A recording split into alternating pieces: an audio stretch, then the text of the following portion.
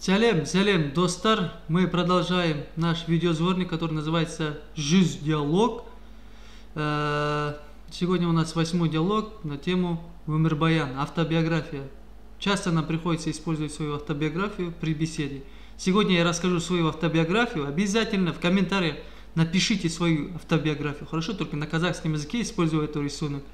Итак, мен 1989 жылы қалада емес, ауылда жаңа шаруа ауылында туылдым. Ол Өзбекстан Республикасында жаңа шаруа ауылы. Сосын менің ата-анам көшті. Менің әке-шешем көшті.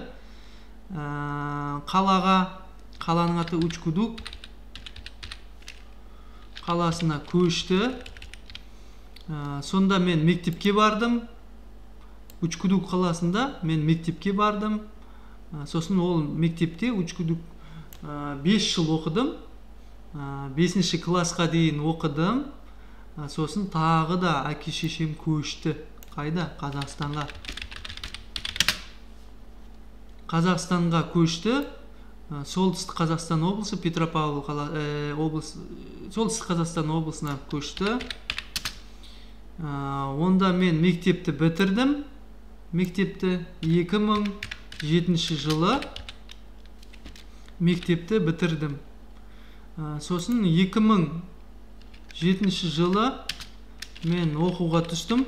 Қарағандыға, Каргуге, қазақша айтқанда Қармуға, оқуға түстім. Онда мен 4 жыл оқыдым Каргуде. Сосын тағы да көштім ауылға. Дипломмен ауылға программасы бойынша Имантауға көштім. Имантау ол кішкентай ауыл. Сонда жұмысқа орналастым.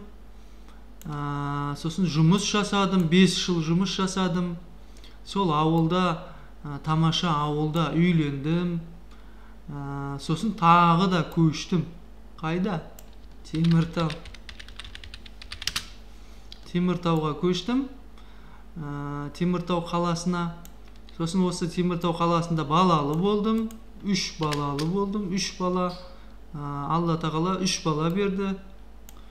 Сосын енді тәрбиелеп жатырмын.